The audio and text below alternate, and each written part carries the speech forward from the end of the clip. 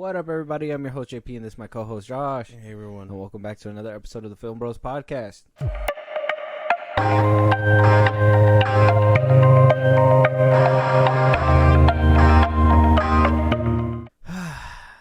Josh, No. we've averted a disaster today. Yeah. Or actually a couple days ago, maybe Friday midnight, we avoided a disaster. Honestly, a really bad disaster. We talked about before that, you know, the writer strike that's happening, right? That a lot of people are starting to back them up. A lot of actors came out citing a petition saying that they're willing to strike if these demands aren't met by a certain goal, which the goal we had put down was June 30th, which was on Friday at midnight. And it just sounds like a scary clock, right? So shit was getting closer, but crisis was averted because of a temporary truce. Temporary. Not temporary.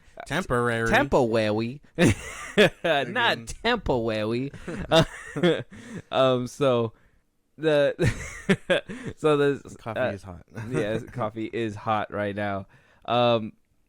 So because it was seemingly going to expire on Friday at midnight, they wound up meeting in the chamber that they usually do, all the CEO higher-ups that are refusing to meet the demands, and said, you know what, we can avoid this disaster just a little bit longer, and basically came out with this statement saying that the parties will continue to negotiate under a mutually agreed upon media blackout. This is a huge deal right now for Hollywood, with, again, far-reaching implications. If it were to happen, it would mark the first Screen Actors Guild strike since 2000. And obviously we talked about this in one of our older episodes. I guess the last time that the writers and actors and directors were all united in one front was back in 1960s. Yeah. So we haven't gotten to that point where we're going to be repeating the old shit. But, I mean, they wound up making a deal and basically pushed it all the way back to July 12th, midnight, July 12th. So gave themselves about 12 days to negotiate something, to figure something out, to make sure that the actors don't go on strike along with the writers. Oh, man. That is... They're shaking. They are very... Yeah. So, does that mean we can start calling it that now that the CEOs are finally cracking, like we were saying? Is it time to call it? I don't think they're cracking. I think they're buying time. I don't think that... And I'm trying to wrap my head around it while I was reading this article and while I was thinking, like, why is this taking forever, right? So, back in the day, we talked about this before in an old podcast. Back in the day, I think the first one, the problem was the whole releasing to home, right? So, at first, theaters were just making money off theaters, and then they were making money on home releases, and they were like, well, where's our cut of the pie? Yeah. Wound up getting into a writer's strike because of that. Moved on to the early 2000s where it came not VHSs, but DVDs. And that's what became the big striking point there. So now, the big striking point now on a different distribution route is streaming, right? But apparently companies say that they don't make any money on streaming. So why is it that they're fighting so hard? Obviously to save money because they're not making money on streaming, like you say. Like they say. So why not get rid of streaming altogether and just revert back to the old ways? If that makes sense. Just have DVDs, theaters, stuff like that. Get rid of streaming. Maybe just have streaming for movies that are purely old, maybe. You know what I mean? They've already come out. They've been out for over 6 months or whatever. Boom, Disney Plus. You know what I mean? Not, let's go ahead and, if the movie doesn't do good, put it on streaming a month later. Shout out The Flash. So, I mean, obviously we know the big major point is streaming. That is why all these negotiations are breaking down. Streaming and AI. And AI. Well, okay, maybe that's why it's a little bit harder because it's a double-edged sword, right? They can't just... Because now, not only are you participating in something that they want to use as a tool, but now when something goes to streaming that uses AI, how does that weigh in? You know what I mean? Yeah, how does somebody get paid? Exactly. And I don't know if I believe that that things don't make money off streaming. I don't know if that's how that works. Because other than that, because think about it, they make a big deal when a movie on Netflix is #1 for weeks. You know what I mean? Mm-hmm. It would make sense. It would make more sense that this movie is doing really big, making big numbers on Netflix or whatever. That it's always been #1, not just it being good. You know what I mean? You know, I would imagine they do make some kind of money. There's no way they have to have a return. Yeah, and there's I'm googling it right now. There is a big gap on how like money works with streaming, because we know with music, I believe it's every 5 listens, it's like, I think on Spotify they said it's like 10 cents or something like that. Mm-hmm. Every 5 or every 2 listens or something like that, it's like 10 cents, 15 cents. Eminem, I think, has said that they don't make money off streaming like that. Yeah, exactly. So you got to think how many times does somebody need to watch a movie for it to basically count? You know what I mean? Yeah. So, and then at that point, how much does it accumulate? Obviously, not as little as a song. Is it like, you know, a ticket usually costs, at this point, it usually costs like what? Before matinee, maybe like $8. After matinee, maybe like 12, 13, right? Mm-hmm. And then for streaming, how like we're paying, or you're watching this movie, 4 people are watching this one movie that they're probably not going to watch on other streaming sites, you know what I mean? Or they might rewatch it if it's really good. They might not, you know, if it's really bad. And so I guess that's just a question. How many views does a movie need to get in order for it to make a profit? And then on top of that, how much profit is it making? And I don't think that's something that, honestly, any company has been straightforward with saying, right? I would imagine, because a movie needs return. A movie needs to make something back. Otherwise, how are you paying for these other movies? Like, how are you paying for actors to come back? They're not just doing pro bono work, I would imagine. Like, where is the money coming from? You're telling me every time we pay like $20, that's going to an actor? I don't believe that. No, a portion is. If it's in a movie theater, a portion is going to the movie theater, but a high percentage is going back to the studio. Snacks and stuff is for movie theater's sake. Yeah, ticket commission is for the actual like movie, I would imagine. Well, they get a piece of the pie with a movie ticket. You know what I mean? I think out of like, say you spend $10 on the ticket, I think like $1.50 or maybe like $2 goes to the actual theater, and then the rest goes to the studio. You know what I'm saying? And then they make the rest of their bread on concessions, and that's why you're charged like $8 for a fucking hot dog. I'm still mad to this day. Can't even get nachos under $10 anymore. So it's like they're not meeting this common ground, and they think 12 days is gonna make that gap. And if it does, great. And if it doesn't, I mean, we're already seeing Hollywood starting to kind of go down on its knees because of the fact that we're not getting a lot of shows. A lot of productions are starting to halt. You know what I mean? It's getting pretty bad out there. And if the actors go on strike, forget about it. They ain't gonna be no movies. No TV shows, no movies. I wonder if like Gordon Ramsay would be part of that, and like all the people that do like reality TV shows. Well, they're not actors. They're no, that's true. They're just like, they wouldn't be part of the union, right? No, I don't think so. They're not actors. They're quote unquote professionals, producing shows that of their craft or whatever. Like, how do you like? What's his name? Guy Fieri.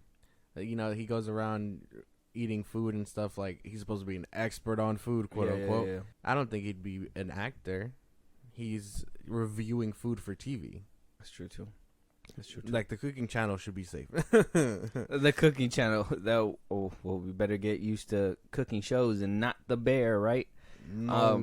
So the strike is getting to that point. Obviously, we're hoping that it doesn't get to that point. So this is what I have to say is just hopefully CEOs get it through their heads. Like, at the same time too, we don't know all the analytics, right? We don't know all that behind the scenes. We assume. We assume, until and hard numbers come out, we don't know. Exactly, and I do my research with like articles and trying to figure out how the money's connected and stuff like that. And at this point, I'm thinking the Illuminati. Just kidding. Well, I don't fucking know where this fucking triangles start popping up. Right. Man, no, ain't no way. It's fine. Actors get to work for 12 more days, or at the time of recording, maybe a little bit less than 12 more days. So have to wait and see what turns out with that one. But one Hollywood actor who is irritated with the laziness of fan castings is Bryan Cranston. Talking to the Happy Sad Confused podcast, basically said that he's tired of the lazy fan casting of him as Lex Luthor and as Jim Gordon as well. Apparently that it lacks creativity. Like everybody says on Twitter, just because somebody's bald doesn't make him a good Lex Luthor, right? Yeah. But I have a clip right here of him talking about it, and we'll just check it out. Was it all just the laziness of fan casting that they either saw this great mustache or the bald head back in the Heisenberg days that you were always fan casted as Lex Luthor or Jim Gordon? Was there ever any real conversations about playing those live action characters? Not that I know of. Okay. I did Jim Gordon Did a voice. in the animated Batman thing. Yeah, okay. And that was fun. But they wasted the mustache. I mean, you have the I mustache. think I think you're right. I think it was like lazy casting. Yeah. There should be at like lazycasting.com. And I was like, what Probably anyway? is. It's because I had a bald head. Lex Luthor. It's like, come on. Let's think about this a little bit. Yeah. He has a point. There is some very lazy castings. I couldn't see him as Lex Luthor, and I watched Breaking Bad. I don't think he could have done it. You know what I mean? And then, he did voice James Gordon, but until he mentioned it just now, I wouldn't have pictured him there either. Yeah. If I'm being for real, I pictured J.K. Simmons way before I pictured him. J.K. Simmons? J.K. Simmons. As Jim Gordon? Yeah, it's Gordon. I could probably... I really liked J.K. Simmons. It sucks that we're not going to see more of him. I think we only seen him, in the Justice League movie? Yeah. We were going to see him in that Batgirl movie, but, Son of a bitch. It happens. There is a bunch of, lazy fan castings that I always see, too, and I'm just like, why? What was the purpose of that? You know what I mean? Like, hearing, right now, take James Gunn's, casting list right now, like the Skarsgård brothers, like that is crazy casting. Like obviously they're not bald, but I don't know if that's like one of the tests too. Like, do you look good bald? But you know what I mean. I know for a fact like we need to have the chops to act this out first. Like Jesse Eisenberg, regardless of what everybody says, I understand. He's not everybody's Lex Luthor. It's not his cup of tea or whatever. Like you would have never thought that would have been a good Lex Luthor. Exactly. You know what I mean? I personally think he did a good job, and then like the transformation from when he lost his hair and becoming that maniacal man that we see at the end of Justice League. I think that's crazy, and I think that's like out of the box casting. Exactly. But it is what it is. Things like that should be like very considered, like not just looking the part but doing the part, and some people don't consider that.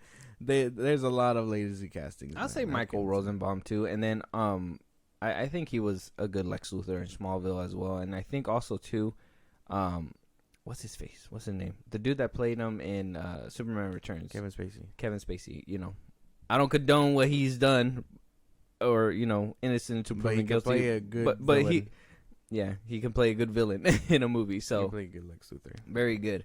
And speaking of like Breaking Bad and all that stuff, I know like we were talking about. I know you were telling me before like I gotta watch it and stuff like that. Yeah.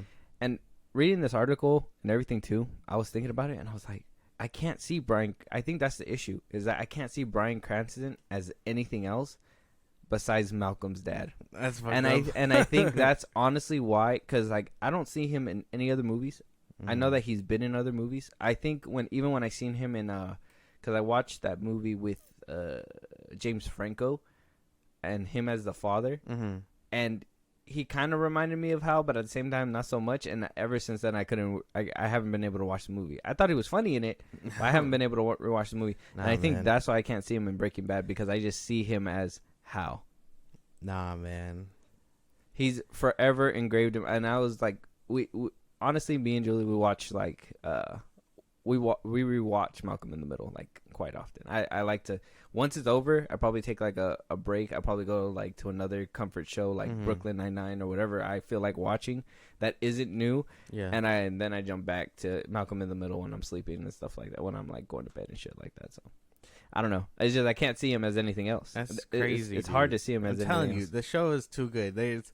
He has range. Do you have an actor who you can't see as anybody else? Like you just see him in this role and this is him. Like if you see him in anything else, I know a lot of like contenders or whatever. A lot of people say like Deadpool or whatever, but I'm not talking about like something like that. Something that you've seen him in one role, and you go, man, this is the perfect role for this man. Like this is who he was. I No? don't think so. You don't think you have anybody like No, that? I don't think so. Not off top. I'd have to go into more in depth, but I don't off the top of my head now. Grant Gustin, you wouldn't have like. Would you be able to see him in a different role besides the Flash? Oh, well, I guess not. Not him though. I guess that would be one of them, because he's been the Flash for so long. Another one too. Well, actually, not really. I think he does a really good job. I started watching. I don't know. Did you pay your Netflix? I don't know. No. I gotta move from the checking to the savings, and it takes 7 business days. I don't. You know how this works. Oh, he got the he got the banking skills from Kevin Hart. Look at this guy. So, whenever you get to that, I started watching the one where Charlie Cox was in the espionage one. Oh yeah. I started watching that one, and at first I was like, oh, like it just seems like Daredevil without the mask or whatever. But then I was like, oh no, like he actually does different. I was about to say him, but no, he actually does a good job in like the second episode. I gotta finish watching it whenever somebody pays the damn bill. Leave me alone. I like to know I never let Hulu lapse. And he uses my Hulu. Shut up. But no, there's a lot of really lazy fan castings, but there's also some really great ones. Some that really you would be like, I'm not sure, but if they give him a chance, I want to see what he can do. You know what I mean? Yeah, and then on top of that too, like who knows? Could have been a lazy fan casting or whatever, but if he has range enough to go from How to Breaking Bad and act like that, and then go back to like I said, I haven't seen him. I only seen him in clips in Breaking Bad. I haven't really seen the whole thing, and then go back to playing that father or whatever, and then I seen him in Total Recall, which that one it was really hard to picture him in a different role as like that kind of role. So I really like the movie, and that's why I can kind of get past it. But like he has range. So who knows if like you can cast Bryan Cranston and he makes it his own. You know what I mean? Like there's some times where like let's take James Gunn's Guardians of the Galaxy for example. Those were obscure characters that nobody knew about. Now the only way you know Guardians of the Galaxy is what Chris Pratt brought to the table. You know what I mean? What Zoe Saldana brought to the table. I mean, even the video game that they made that was supposed to be completely different from the MCU, it hits like the movie that was in the MCU. You know what I mean? Yeah, I get you. But I don't think that's the thing, though. That's not what he's saying. He's like, I'm sure whatever role they would give him, he'd nail. It's the fact that people couldn't come up with anything more creative than him because he's bald. They're just like, oh, shiny head, Legs. reptile skin, lizard. They're Like, like Zuckerberg. They're like, oh, he's perfect. Mark Zuckerberg was the only thing that came to mind because you said lizard. I was like, damn. be the perfect lizard. Damn. No.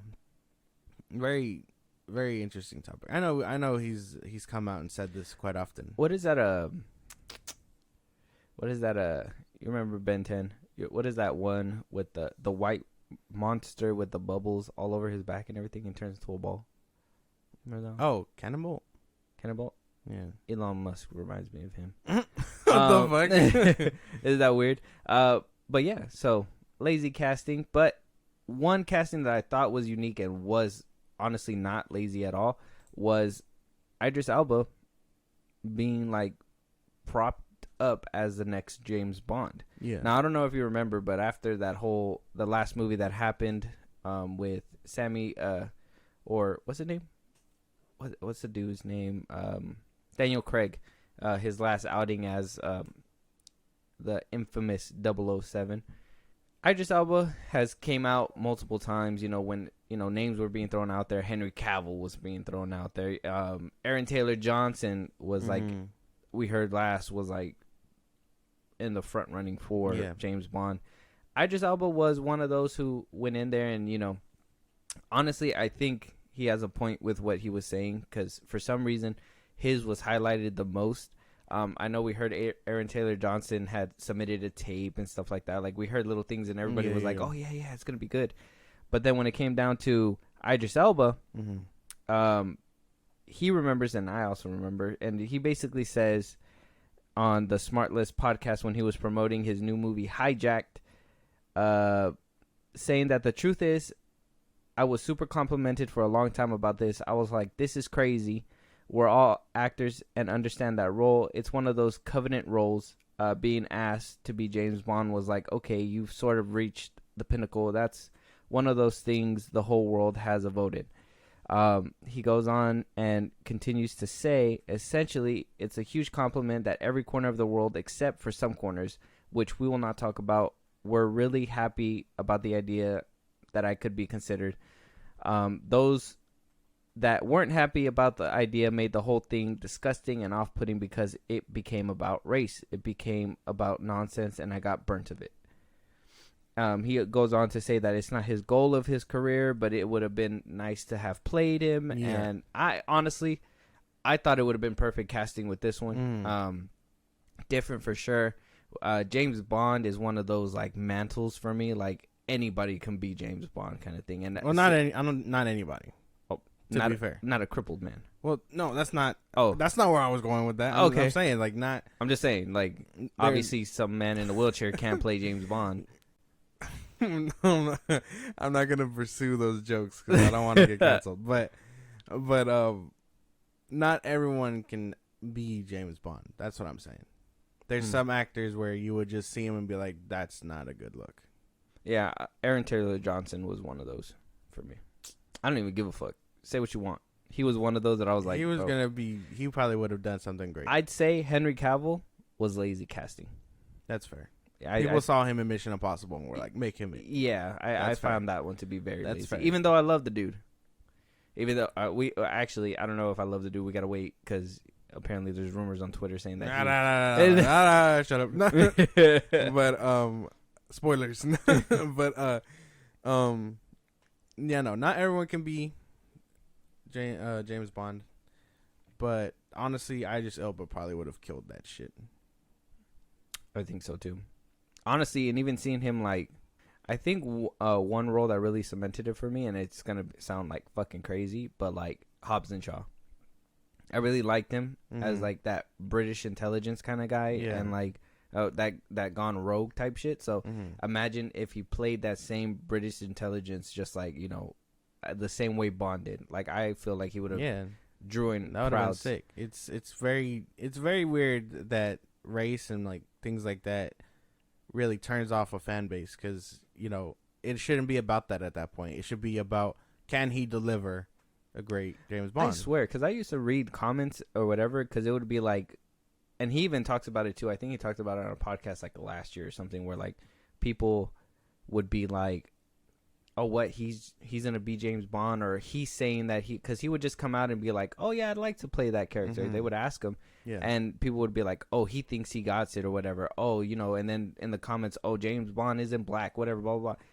There hasn't been a black James Bond yet, but doesn't mean that he can't be. You know what I mean? Like, there's no way that that's not possible. It would be very infuriating for me too, like to be like, oh, you have what it takes, but you're black. You can't do it. You know what I mean? That shit's fucking ridiculous and stupid. Like, there's way better actors. We've seen people like portray, like even the whole fiasco with the Justice League with Ray Fisher, you know, them saying like he couldn't act, so they cut him for most of the movie. Turns out he was the one of the better actors of the movie. You know what I mean? So it sucks that still plays a role within Hollywood and with like people's decisions nowadays. That shit is crazy. 2023. It doesn't make any sense. And the fact that it turned him off completely is just another thing, because you're just like, well, fuck, we missed out on a great casting potentially. But what if like they handed it to him and he was just like, you know what? I don't think the world's too much ready. trouble. Yeah, you don't pick someone else. Like that's fucking unfortunate to hear. Meanwhile, we're all okay with him playing something similarly close to it, but you put James Bond's name on him, and it's like, James Bond is in this and that, and I'm like, well, okay, he's also not real. Like, he's a made up fictional character, and you know, as high praises as it is. I mean, come on, man. They made a James Bond called Octopussy. I don't want to hear nothing. I don't want to hear anything about no black man playing James Bond when some white man played James Bond in a movie called Octopussy. I don't want to hear that. I don't want to hear nothing about that. That's crazy. Did you know about that? No, it's an actual James Bond movie. Look that shit up. It's crazy. Moving on though. Speaking of Henry Cavill as well, we did just record an episode where we talked about, you know, the future of DC, what we think, and all that stuff. That's coming out this Saturday. So if you guys are planning to check that out, have the notifications on because it will be coming out in the future. But a lot of gripes have happened over this weekend, all because of a comment that our new Superman actor, David Cornsweet, made about 4 years ago, back in 2019. So one highlight about this story, hearing that David Cornsweet wound up getting Superman, is that apparently it's been his wet dream for a while. And I say that very harshly, but it's not in a harsh way. It's good. I like seeing people's dreams come true. It's a nice, it's nice when you wish you could be that, you know what I mean? And then eventually you get to that point, and then now you just feel so relieved. You feel better, stuff like that. So a comment that a lot of people are bringing to light, whether it's good, whether it's bad, it's something that is getting the conversation sparked. And he said this: "It came to my attention before the internet got a hold of me, but my pie-in-the-sky ambition is definitely to play Superman. I would love to see somebody to do an upbeat throwback take on Superman. I love the Henry Cavill dark and gritty take, but I would love to see the next one very bright and optimistic." This was back from an interview back in 2019. Now, so the good part, a lot of people are praising it to be like, oh yeah, he was born to be Superman. Look, he really wanted it. Now look, oh, so happy for him. He's great.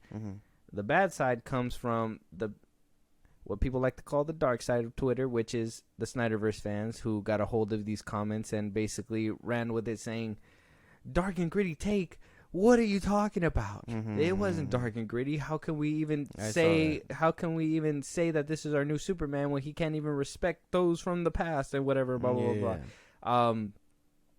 I have comments for that, but I'm going to allow you to say your piece. Which side of the aisle do you stand on? And do you think that anybody has a right side on this topic? Well, I don't think there's a right or wrong side about this. It's what he said, addressing a question. If I had to pick my own side, though, no, I don't think I don't think he understood the assignment. I gotta be real. He was kind of, I don't know what it is, but that's kind of what everyone mistakes it for, and that's just not the case at all. So I don't agree with him on that level. But again, it's his opinion, so I guess it shouldn't really matter. But people will run with that shit anyway. Well, it shouldn't matter. But, well, you think it shouldn't matter. But I think it should matter. I think it should matter because he is the new Superman. And if you're going to be paying homage to the old Superman, I think that you should be playing, or at least being a little bit respectful. Now, now, if he would have said this today, it would have been different. Because you would have known all the gripes and everything with the internet and stuff like that. You would have known that this was a no-no thing to say a long time. Maybe like a year ago or maybe back in 2020. But this was in 2019. So, I mean, him speaking about it because he wanted that ambition, and his take on these movies were that they were dark and gritty. Yeah. So I will say that there is a right side. I think praising him for becoming the new Superman and finally getting where he wanted to be. Like I said, I'm always praising those who, you know, make it because it's great. It's a good feeling. And I think everybody who is trying to, even though, you know, unless I have a personal, you know, thing against that, then I'll be like, hey, you know what? Whoa, I don't think you should have done that. You know what I mean? But, and I guess where my personal gripe comes in with this one is just the whole, obviously playing the dark and gritty take. Obviously, we have different opinions on it. We talked about this, so I don't want to go too much in detail. It's going to be on the new episode that's coming out this Saturday. Hashtag self-plug. Go check that out. Hit the notification bell whenever that episode drops.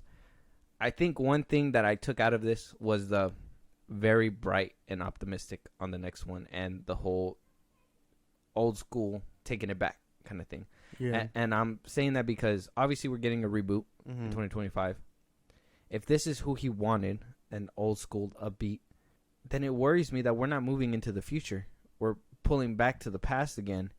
And maybe we can find a certain area or maybe a sweet spot where like that'll make the movie thrive in today's climate. Yeah. But I know for a fact that I can go back and watch the Christopher Reeve Superman if I wanted to. Mm-hmm. But you don't get that same feeling from like Man of Steel. Maybe that's because, I grew up in this time. You know what I mean? And it's not just because Zack Snyder made it or whatever, blah, blah, blah, blah. All that aside, it was more because it was modern. It was a different take on Superman. What I thought Superman would be capable of, destruction, stuff like that. You know what I mean? We understood what obviously that movie was going for, but I just don't want to see us revert back. That's my thing. I just don't want us to go all the way back to the beginning where, back to the drawing board. They already did it with Superman Returns. It didn't work out. So are we getting this Superman again? Are they going to really try to backtrack and try to, find that sweet spot between nostalgia and modern? I don't know, man. What are you making out of that one? I really, not to sound a type of way, but I think we need this take to happen. A very modern and optimistic kind. Just to see that it doesn't work. Okay, so you think that this movie's doomed to fail? That's what I think. Okay. And I think we kind of need that to cement the idea that not everyone wants to see this. If it takes off and it happens and this movie survives, then shit, I'm fine being wrong. But like you said, no one liked Superman Returns. People barely liked the movies after the first Christopher Reeves one. Well, I don't want to say no one liked Superman Returns. It's a special place in my heart. Oh no, I mean I know when that movie came out, we were young as hell, but by that time, if people really wanted to see it, they'd spend to see it. Yeah, as a kid, I could remember that it was born. Exactly. So clearly, it had rubbed people the wrong way. Didn't make the money or whatever. Reboot happened, but I think this movie will either paint the picture that yes, people want it, or it'll fail and people will realize this is not what we wanted. So I kind of need it to happen this way. So let's just try to be a little bit optimistic here, right? And we'll just say, hopefully they find that sweet spot between nostalgia and modern. Do you think we're getting a whole different score?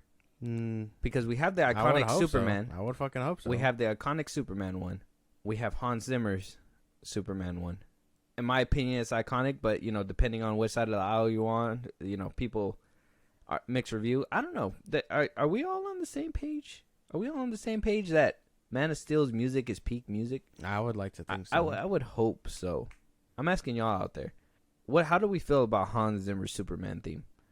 I know Christopher Reeves is obviously a classic, but I never see anybody comment on Hans Zimmer's theme. So let us know. Let us know on Twitter. Let us know on our Instagram comments. Let us know because I'm genuinely curious about this one. But do you think that we'll be able to get another iconic score from Peter Safran and James Gunn's DC Studios? I really hope so. I hope they aren't going to go lazy and try to bring back the old one or whatever. I hope they give it its fresh take because imagine that this movie comes out and it's the old one and I can already hear the things now. Oh, y'all couldn't come up with anything new, so you used the old one, and I'm like, this is Christopher Reeves music. Like, why are you disrespecting it? I can hear all that shit already. So hopefully they get something new.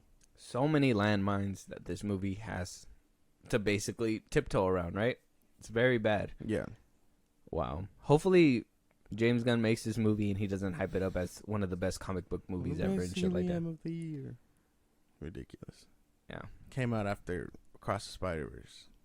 It stayed in theaters very tempo-wawy. So good.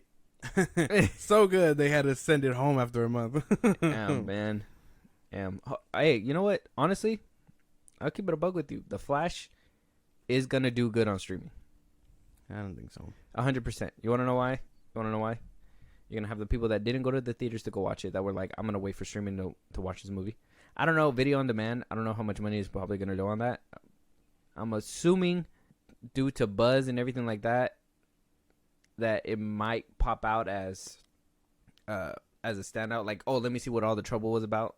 You know what I mean? I'm gonna check out the Flash movie because when it hits Netflix or when it hits Max, I'm gonna check it out because I want to see what All the Trouble was and what the movie came out of. The people that didn't want to go to the theaters. Mm-hmm. So I honestly think it'll do good on streaming. And then you're gonna have those hate watches that people are like, oh, I fucking hate killing Namek, but I'm gonna watch it 15 times because I fucking hated that much. It's like, it doesn't make any sense. No, I never understand that. Hate watching. That's so stupid. I'm so angry while I watch this movie. It's like, just don't put it That's on. what I'm saying. Like, that's kind of how Velma season 2 happened. Fuck you guys for watching that shit. If you don't like something, don't watch it, because then things get canceled quite easily. Like, The Idol got canceled already. Oh yeah, 5 episodes. 5 episodes in, and they were just like, this shit isn't giving us what we want. Can it? Like we heard it wasn't getting a second season 2, and then they were just like, nah, we're done here. They gave up so easily. So like, see what happens when you don't indulge in things that are ass. You tell the studio immediately that this shit is ass and no one wants to watch it. But then you got people hate watching it. Exactly. Like now that it's over, I'm gonna go watch it because I'm curious. We literally hoodwinked Sony, man, with Morbius. We're like, this movie's ass, but obviously people went to go hate watch it and do memes and shit like that, and Sony was like, oh, people actually love this fucking movie. Put it back in theaters for a few more weeks, and nobody went to go watch it. Yeah. Damn, man. Fans is ruthless. Trolling is ruthless on the internet nowadays. If we can fucking hoodwink a whole studio. Hoodwink a studio. Bully a studio into changing a whole character. Like, the fans could do wonders when we band together. Yeah. It really tells the But studios they keep us separated, guys. to fucking, like... you fuck around and I really lost my train of thought. Yeah, wow. It's because alliances are always temporary. That's the problem. Temporary. Yeah. Moving on though, we are hearing good news and the ball is finally rolling, and couldn't be happier. I couldn't be fucking happier. And the reason why is because Tron 3 is finally moving forward now. And if you guys haven't heard the news, Jared Leto's gonna be in it, depending on he was the only name attached to it, but now the reason why I'm saying the ball is rolling because we hear Evan Peters is gonna be a part of this. A goat. Okay, very good, Ralph Boner, and then we got 2 more actresses coming in into the fold with Greta Lee and Jodie Turner-Smith coming into the picture. So we got 4 people tied into the movie. We don't know what the role is, but we got kind of like a little synopsis, just a tiny one, and apparently that little spoiler that Jared Leto gave away a few years ago was a major spoiler, because not only did he let out the name of the 3rd movie, which sounds like it's gonna be Tron Ares, he basically gave away some details. So like, the detail says from different. Are they spoilers? Are they spoilers? Supposed to be a synopsis for the movie. Oh, okay. So in a way, it's kind of, obviously it's not gonna tell you everything, but it's gonna give you a good hint of what the movie's gonna be about. Okay, so the report from THR says the manifestation of a program that becomes sentient and crosses over into the human world, and that basically is in the movie universe. His name was Ares, so that's basically, instead of us going into the game world, one of the computer sims is going to come out into the human world. And I'm assuming that a lot of people are assuming that Ares is going to be Jared Leto's character, and that we're not going to see Sam Flynn, the old character that came out in the 2012 version of Tron Legacy, and we're not going to see Olivia Wilde anymore. It sounds like Evan Peters might be the protagonist in this movie against... or maybe Jared Leto might be the protagonist, and Evan Peters is probably the one who's trying to keep the genie in the bottle type shit. So it's going to be interesting, but we're going to get into a new domain. And it kind of, you probably don't know, but there was an earlier script for this movie, and it was called Tron. What is that 3rd movie? The God of War Ascension? Basically that. It was called Tron 3 Ascension or something like that. ASC. Ascension. Yeah, there you go. Yeah. And it's basically what this movie was supposed to be about, but I think Sam was written into the script, and I don't know if maybe they couldn't get the actors back, Olivia Wilde back, anything like that, but Yeah. sounds like they're sticking to it just a little bit, but changing a few things. That's fair. They wouldn't want to change a whole script, especially when they had one just kind of lying around, dusting it off, waiting. Mm-hmm. But it's good to know that this movie's finally rolling. I saw Evan Peters was attached to it, and I was like, that's a W. Yeah, that's a big name. It's a W in my book. I mean, whatever you say about Leto, if you guys don't like his acting or whatever, I mean, hearing Evan Peters, we know he's gonna we're getting a performance out this man. Yeah. He played Dahmer for fuck's sake. Yeah, he did. Yeah, I don't know why, but he did a really good Dahmer. Fucking Psycho. creepy as shit. He won an award for it, so I mean, can't be too mad. It was really good. Yeah, I'm just more, like I said, I'm just more excited that this movie's finally getting off the ground. Back in when Tron Legacy came out, I said 2012, but I think it came out like in 2010 or 11. When that came out, it was met with mixed reviews. Obviously, people didn't vibe with Jeff Bridges' CGI for whatever reason. Obviously, back then it was probably like state of the art. Nowadays, it's probably like, oh, we got a little bit better nowadays. We got Luke in The Mandalorian now, right?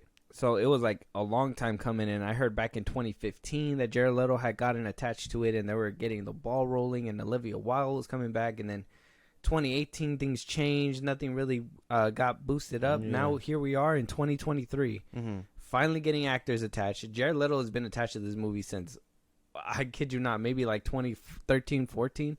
So 10 years in the making, kind of like The Flash. Still is gonna need a couple years to even get it filmed, put out, stuff like that until we see it. But finally getting the ball rolling with this movie.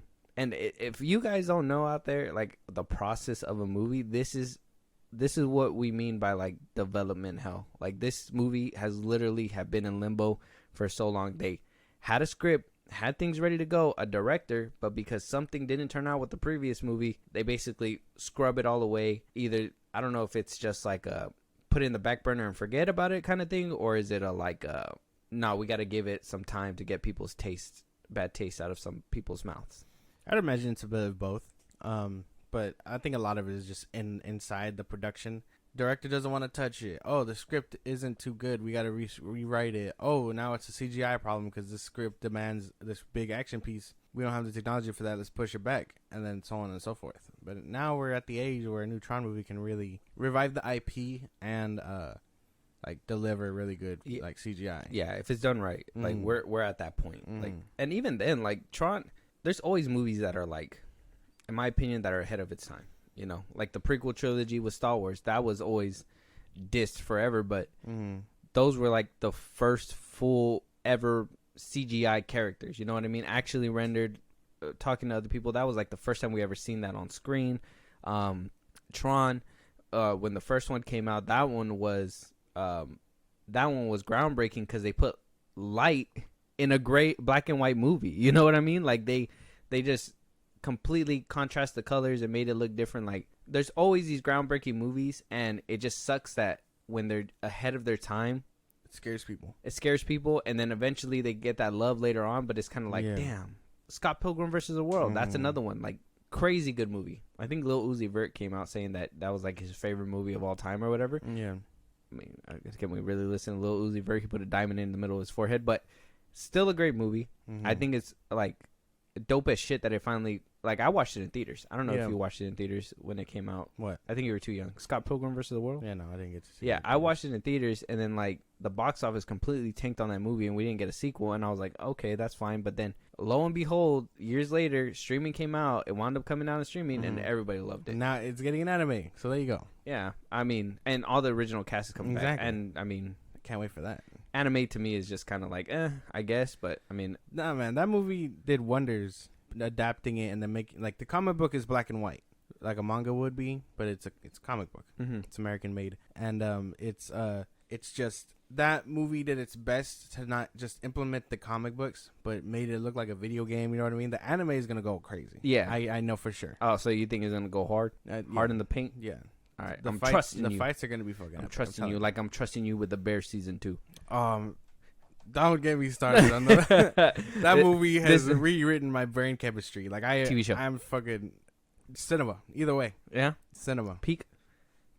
I'll get around to it, and we'll Okay. get around to doing a review. Okay. Josh has been dying to talk about this movie. I just have not this show, and I just have not gotten around to it. I got to get around to it.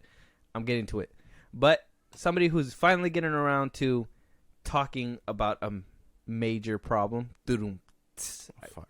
Old joke. So Jonathan Majors still in the news, and we're gonna talk about him in a second.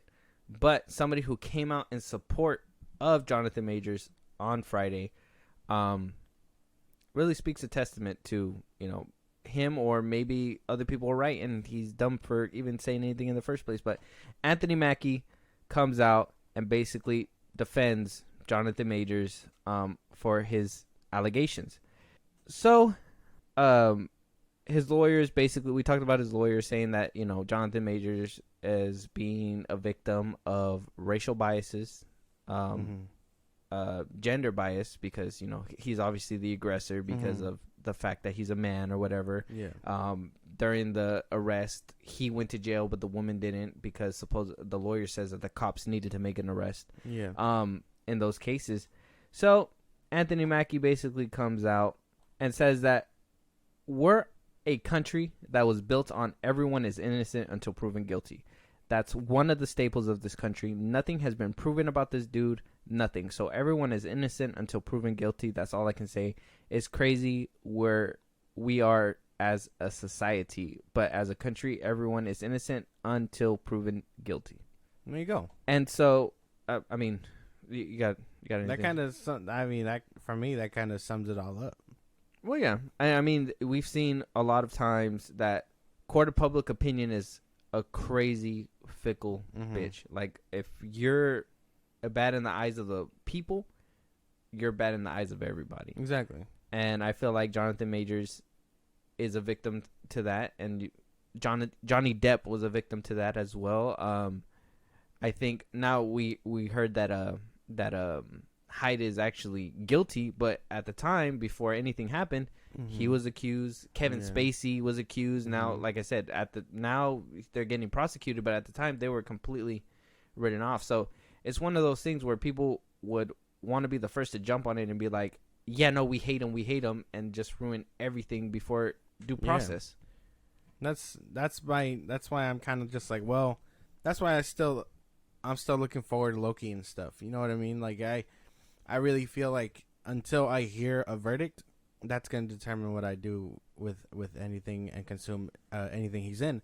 But if he comes out innocent, I'm still a fan. Like, right now I'm on the fence, but like, that just determines on whether or not. I'm not going to start hating him because of something he allegedly did. Well, yeah, it's like I said, innocent until proven guilty, like how Anthony Mackie says. But apparently, there's a politically correct way to say these things, because it rubbed a few actor. I don't know. It was very anonymous. Those that came out to speak about this. Apparently, it's some insiders, but somebody said after hearing Mackie's quote, they said he probably should have said something like, I don't know the full details or whether the allegations were true, so I don't think I should comment on this situation, one person suggested.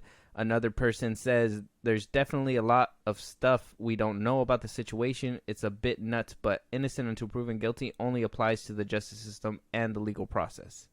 And so on and so forth. Everybody's basically getting on Anthony Mackie's neck for not being politically correct, in my opinion. Because, to be honest, the only correct and factual way to say it is the way that Anthony Mackie said it. Now, that you could sugarcoat it and be like, oh, well, this is the facts that I know, so I can't really speak about this situation, whatever, blah, blah, blah, blah. But at the end of the day, to simplify that all down to the bottom. He's a straightforward dude. Yeah. He's like the Harrison Ford of, you know what I mean? Like, he's straight to the point. Like, he doesn't sugarcoat anything. In most of his interviews, he's very just straightforward. Like, what did he say about the action stars or whatnot, or the Marvel stars? There's no more.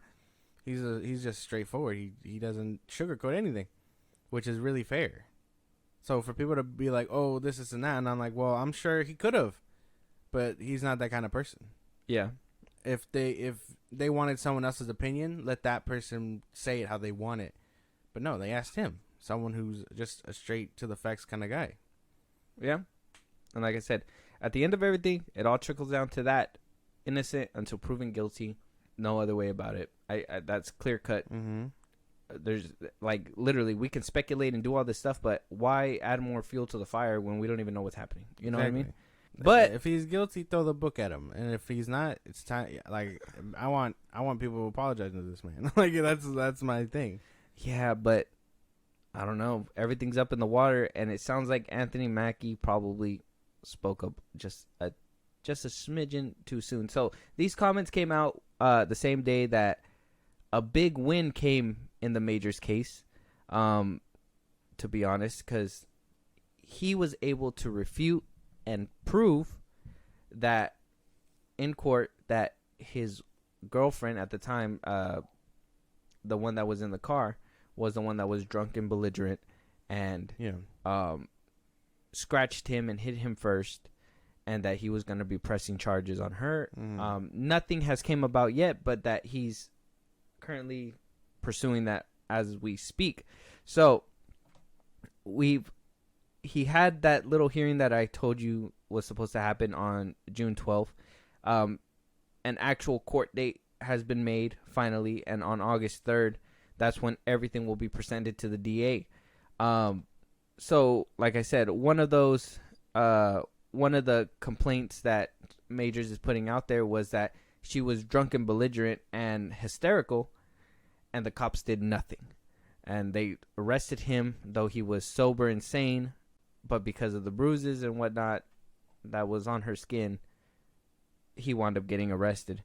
And the NYPD believes that there is enough probable cause to arrest Jabari, but as of right now, they can't just go off of rumors, they say.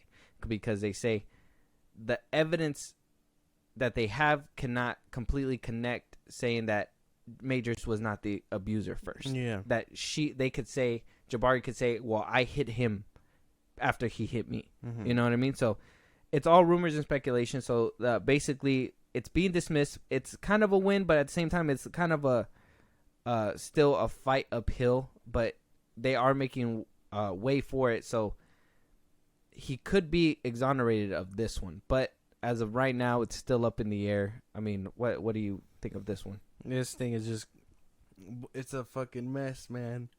Well, the defense team is also pressuring the DA's office, writing them this. Mr. Majors has been asking for justice as the victim here, and he deserves to have his assailant arrested and brought to court to face the charges against her. All along, the DA has been insistent that it won't give Mr. Majors special treatment because he is a high profile. Now that the NYPD, who has actually investigated Mrs. Jabari, is ready to arrest her, I certainly hope the DA will not delay prosecution of Ms. Jabari due to the high-profile nature of this case. That would be hypocritical, unfair, and unjust. We are grateful to the detectives of the NYPD and look forward to justice for Mr. Majors. That's why it's crazy that it looks like there's enough evidence, but they won't do anything about it. But all it takes is her to complain and look bruised for them to arrest Majors. I think that's very weird to me.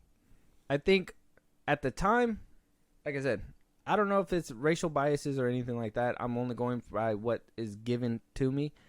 And at the time, her being drunk, her being, bruised, her probably crying hysterically, maybe at the time really pulled on the heartstrings of the cops and made them believe that it was her. And it's true. In those cases, domestic violence, somebody needs to go if there's injury.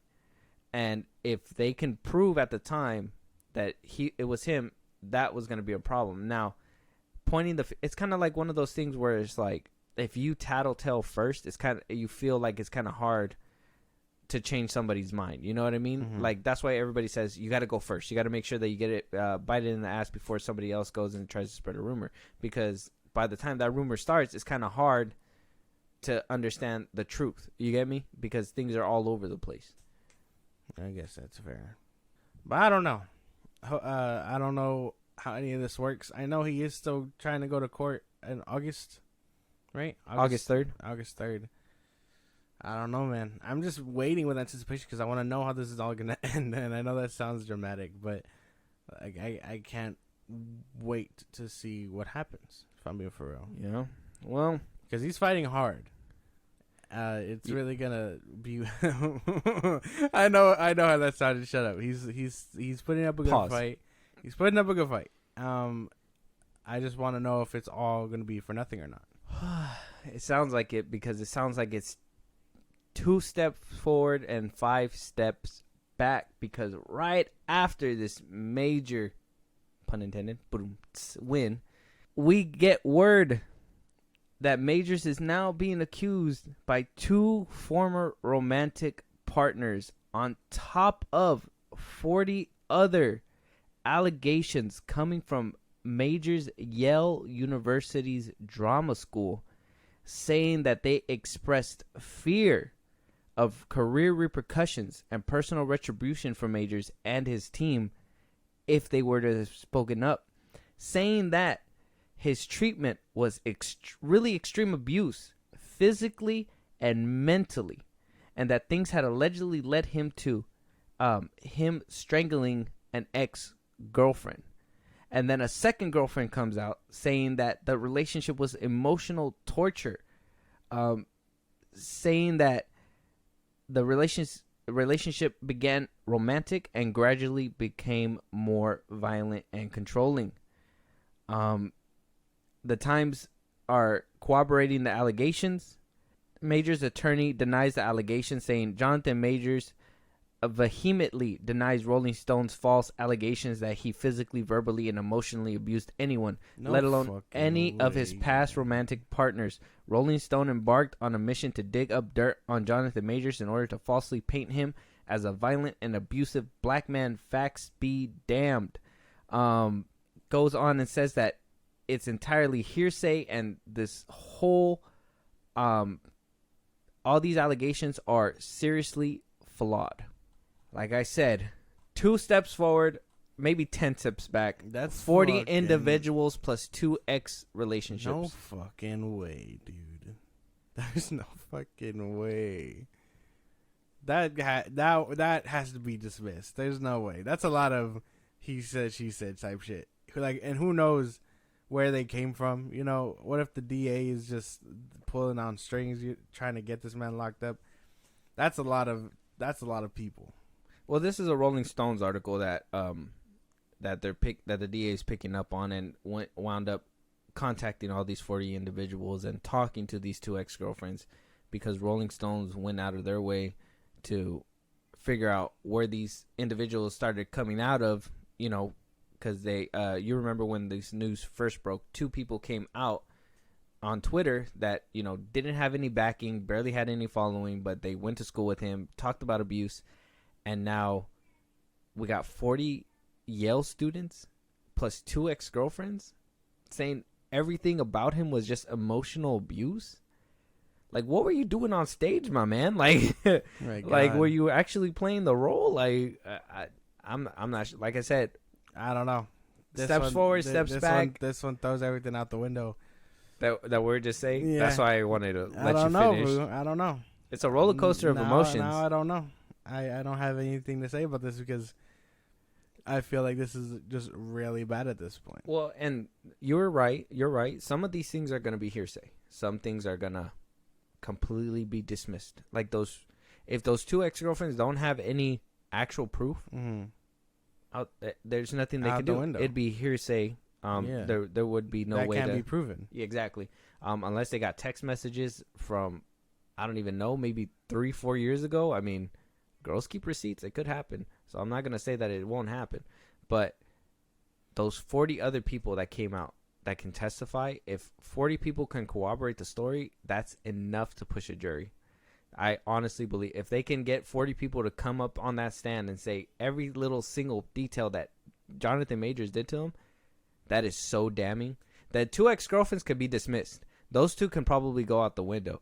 But those 40 individuals, if they go on stand and they say that shit on August 3rd, 4th, 5th, 6th, 40 people it's going to take a few days to get their testimonies out. He is damned. Damn, man. Because those, I think those can push the two ex-girlfriends stories. If they can say, yeah, he put hands on people, he did all that stuff, they can be like, well, we gotta believe these girls because he put hands on so many other people. Mm-hmm. What makes you think that these two are an exception? 3. Oh man, I don't know, dude. I don't know. This is really bad. This looks bad. Short win, and yeah, like they just keep fucking getting knocked back. His defense team is working hard. Yeah, they're like counter. It's like, god damn, bro, they are trying. They are going really like tough to win. But sounds like the DA working harder. 40 people? There's no way, dude. There's no way. That is a lot. That is a lot. My man was on a fucking destructive path. He was on a rampage down the hallway, just stomping over people, just walking over people. I don't know, man. That's what I'm saying. The whole Anthony Mackie thing, I get his heart's in the right place. So maybe that's why after he said those comments and they circulated, like when this news started breaking, a lot of people were like, yeah, no, you can't be saying shit like that. But innocent until proven guilty. These are just all accusations, and we have to wait and see what happens next. But this isn't looking good. That the tide is not turning for Majors, and I'm starting to understand why he didn't put out text messages like, we thought he should have and stuff like that. So, not very good. Not very good at all. Oh, dude, it looks so bad. It looks so bad. But we'll keep you guys. All ass train wreck. Yeah, man, we'll keep you guys updated. It's a shit show. It's a shit show for Majors. But on our last topic, just as a little palate cleanser, we already kind of figured, but, like I said, making waves. A lot of people are talking shit. Oh, boo-hoo, this movie's not getting a second sequel. Suicide Squad. So, the Suicide Squad 2 from James Gunn has always been a head scratcher. Nobody knows if there will be a sequel, anything like that. Michael Rosenbaum on his podcast that we talked about a few times it just seems like that podcast, like people just go back and listen to it to hate listen, and they just pick up something else and put it on Twitter to get mad about it. But we're here to talk about it, so might as well just bring it up. The Suicide Squad 2 is not in the works. Michael Rosenbaum tried prying it out of him during the interview, asking if there is any movement, and he basically says that Waller is the first, and Waller is a lot of the same people from Peacemaker.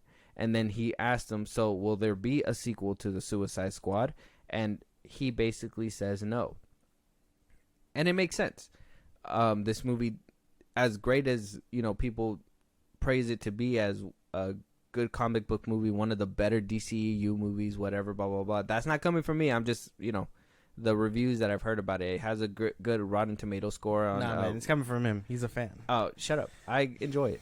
It has a good Rotten Tomato score, good audience score. People enjoy this movie. So a lot of people are probably clamoring, where is the sequel going to be? But due to COVID, it was not a financial success. Box office was shitty. I think it became part of the $100 million loss club. So it was bad because of the time that it was in. Like I said, if it wasn't during the pandemic, who knows where it would have been. I honestly personally think it would have probably made like that $600 million, $700 million mark. But a lot of people like to say, no, it would have done $1 billion. I wouldn't have done $1 billion. There's no fucking way in hell. But yeah, here, I think he already said too that we're gonna see a lot of familiar faces in Waller when he made that announcement and stuff. So, what do you think? Are you clamoring for a Suicide Squad season episode 2? Are you happy, sad about this news? 2. Is this heartbreaking for you to hear? No, I don't really.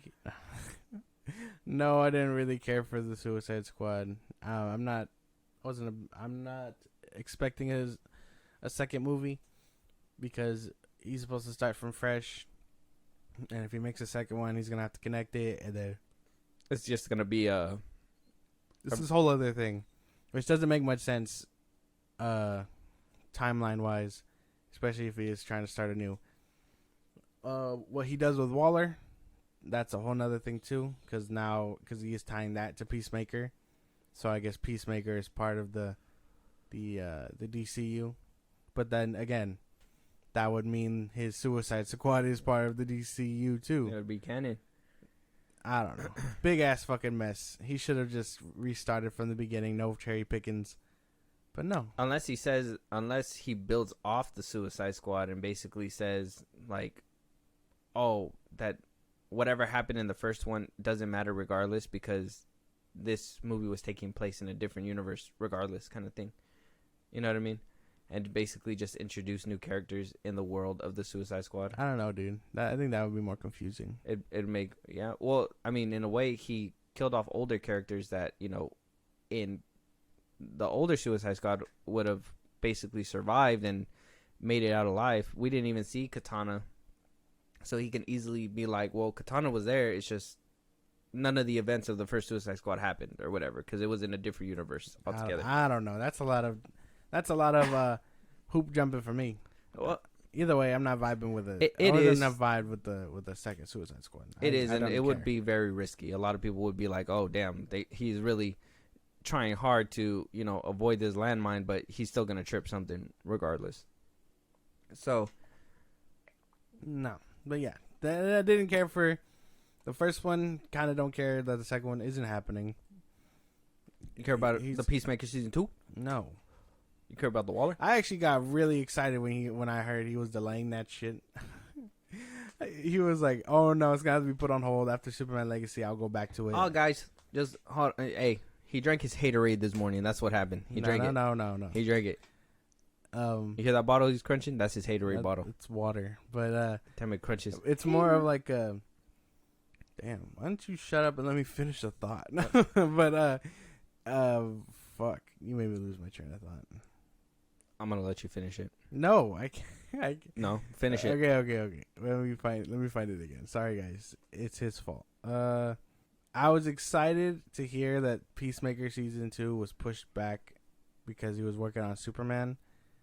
Just because I didn't like that show at all, and like low key, the hater of me was like, "Good. If I don't get what I want, you fuckers don't deserve whatever it is you guys aren't getting." I mean, are doing them a favor though?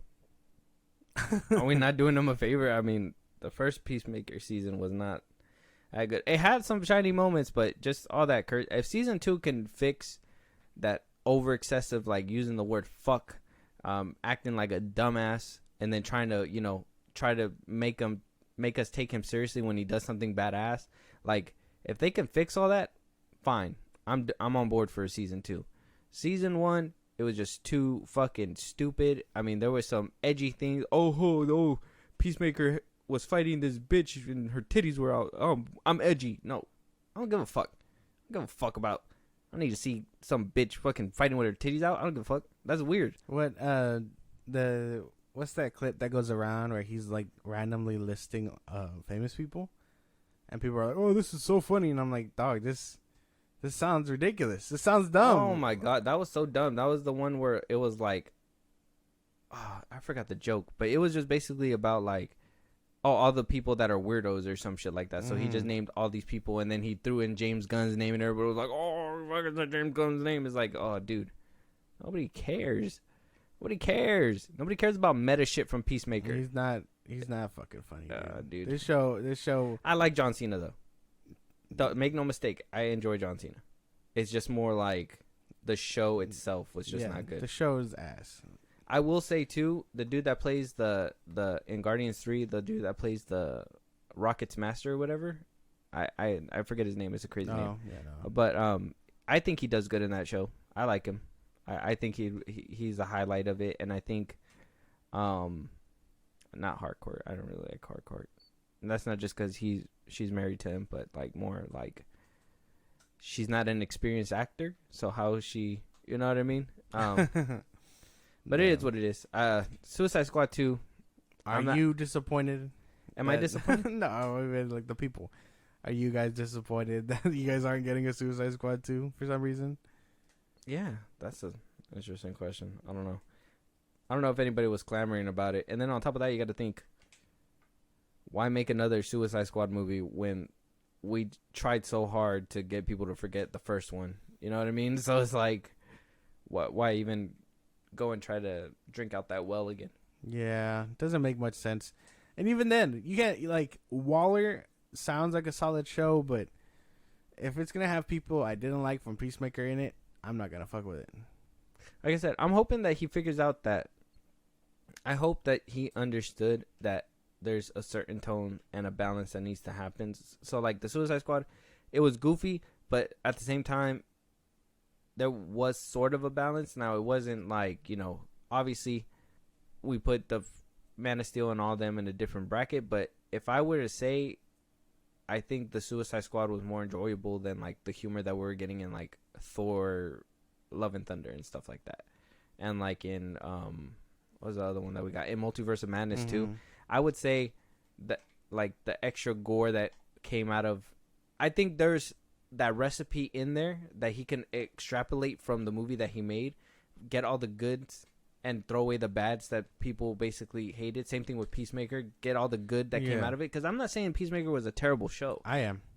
Okay, shut up. That shit was ass. I didn't ask you. No. Garbage show. Did I ask you? Garbage. Did I ask you? I don't care. Did I ask you? I don't care. All right. Let me finish my thought now. No, garbage. Oh. Well, the Peacemaker, he could extrapolate some good things and make it... I mean, you can't say that the kills in those movies were not good. In the movies and in the show. Oh, in the Suicide Squad? In the Suicide Squad and in Peacemaker. You can't say the kills weren't crazy. Because they did go hard.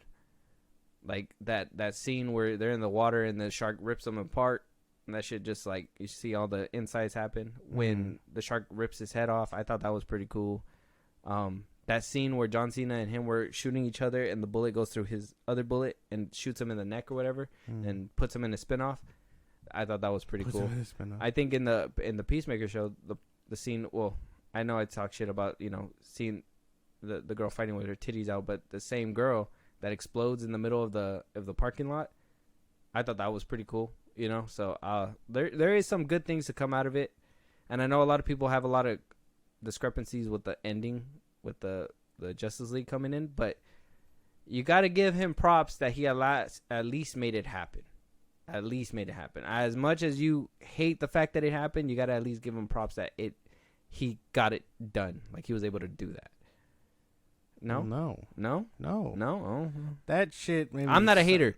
I give credit where the credit's due. No. That shit was ass. The show was ass, and they couldn't even redeem it with with the fucking Justice League because 3 of those motherfuckers were shadows, and they still made the joke about Aquaman fucking fish. Nope. They can kiss my ass. That show was garbage. I'm glad you guys aren't getting a season 2 anytime soon. You know what? Hearing the Flash come in anywhere, bro, is always the best. That noise when he made when Peacemaker's like walking out, popcorn crackling. Yeah, you just hear the, and then boom, there he is. It's like, yeah, no, that's cool. I don't even care what you say. It's like breaking the sound barrier. Yeah, it's fucking sick. You can't say that it's not. Say that it's not. That was a James Gunn thing. That was a Zack Snyder thing, though. Okay, but it's good, and he utilized it. That's the one. You're telling me that piece redeems everything else? No, it doesn't. Sorry, it doesn't. Not for you? No. Oh, I don't know. What about you guys out there? You're getting a little hostile, so I'm gonna end this episode right. You guys can't see it, but he got the knife out now. With that being said, though. That's going to be our last topic. If there's anything that we missed, any movies that you guys want us to review, something that we should have said but we didn't, you guys want to holler at us, tell us anything, give us a topic to talk about. You guys want to support us in a big way, Josh, let them know where they can let us know. Twitter, TikTok, Instagram at FilmBros Podcast. We post when new episodes are up. You can hit us up there. Listen to us on the go, Spotify and Apple Podcasts at FilmBros Podcast. Subscribe to our Buzzsprout. Once you do, you get special perks, get shout outs on episodes. So why wouldn't you want to do that? Everyone likes perks. Not the drugs, but you know what I mean. When that's all said and done, subscribe to our YouTube at FilmBros Podcast. And with that being said, we will talk to you guys on the next one. Talk to you guys later.